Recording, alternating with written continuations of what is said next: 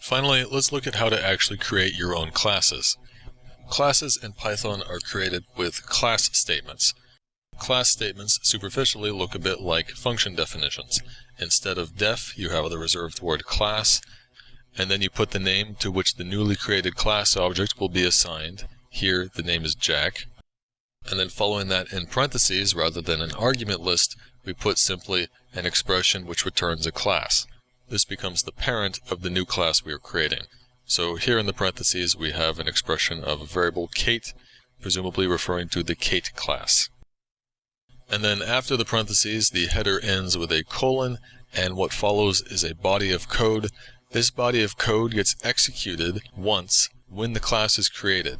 So be very clear on that. When you define a function, the body of the function is not executed when the function is created. It's only executed when the function is invoked, and that may happen many times. Here, the body of the class executes when the class object itself is created, and that only happens the time the class statement itself executes. Now, the body in this class, what happens is it can contain any code we want, but any names we assign to in the class body get added as attributes to the class object. So in this class statement, a class object is being created, which inherits from Kate. That class object has two attributes, one x with the value 3, and the other named whale with a function object. And once created, that class object itself is assigned to the variable Jack. Notice that the function here, whale, its first parameter is called self. That's a convention of Python classes. Because the function in this class is going to be effectively a method, the instance object should normally get passed in as the first argument to the function, and the convention in Python is to refer to the instance in methods as self. If you create a class and don't specify a parent class, implicitly the new class will inherit from object. Actually, in these cases, you don't have to write the parentheses at all. We can simply omit them. In any case, now that we have our class object, we can create instance of this class by simply invoking it. But now, what about constructors, and what about giving our instances their own fields? A class in Python is effectively given a constructor by giving it a method with a special name, init with double underscores.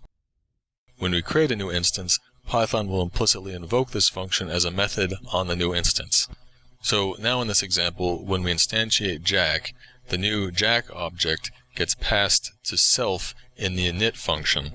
And so when for is assigned to the attribute foo of self, that's giving the new instance an attribute foo with the value 4. That's how in Python we get constructors and fields.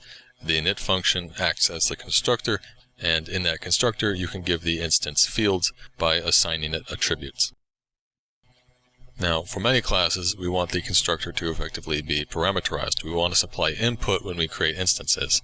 We can have this in a Python class if we simply give init more than one parameter, and then when we instantiate the class, we must provide arguments to pass to these parameters.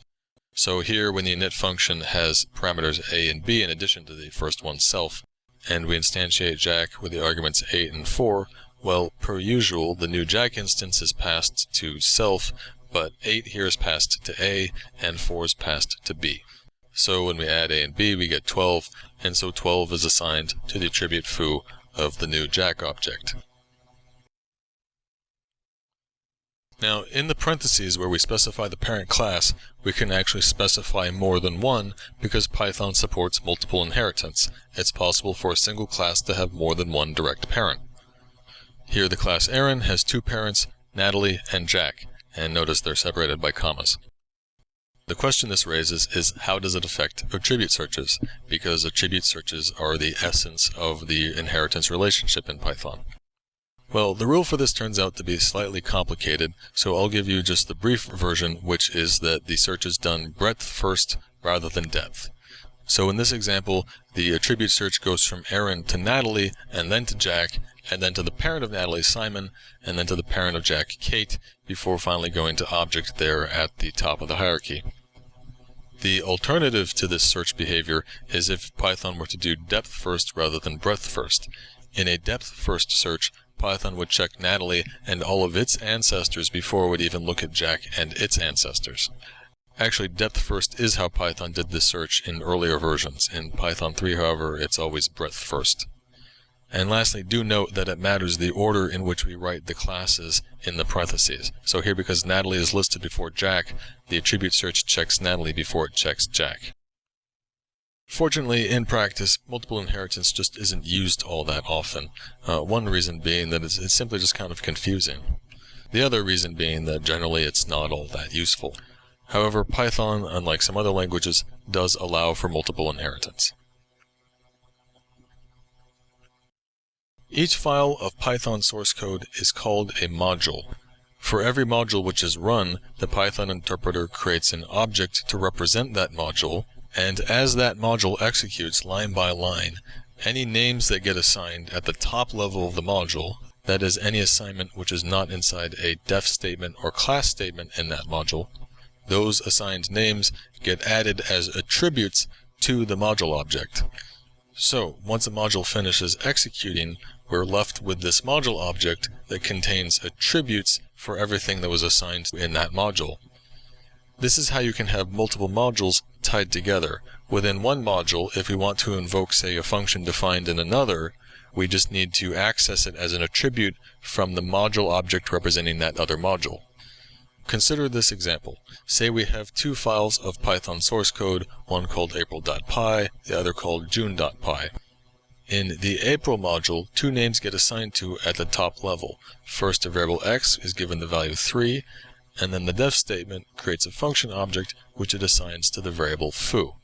So the April module object ends up with two attributes, x and foo.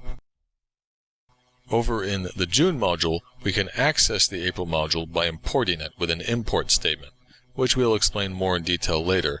But in short, what happens with the import statement here is first Python looks for a module called April. If that module has not yet run, Python will execute that module and create an object module for it. And then back in June, the import statement is implicitly an assignment. In the module June, the name April is being assigned the April module object. So then in the next line, when we write april.x, that returns 3. And if we write april.foo, that returns the function foo defined in April. If, however, we write april.y, well, the April module has no y attribute, so this will throw an exception. When we start the Python interpreter, we need to specify one module for the interpreter to run, and that module runs, and in course of doing so, it may import other modules, thereby causing them to run. It may happen, though, that a single module needs to get imported by multiple other modules, and so in the course of running, a single module may end up imported more than once. When this happens, though, the interpreter will only actually execute the module the first time it is imported. For all subsequent imports, that import simply uses the existing module object. So at first it may seem that a module is sort of like a function. It's this piece of invocable code, but it's really not like a function because it's guaranteed by Python only to run once in the course of that program. And also, of course, unlike functions, modules don't have parameters and they don't return a value when they're done executing.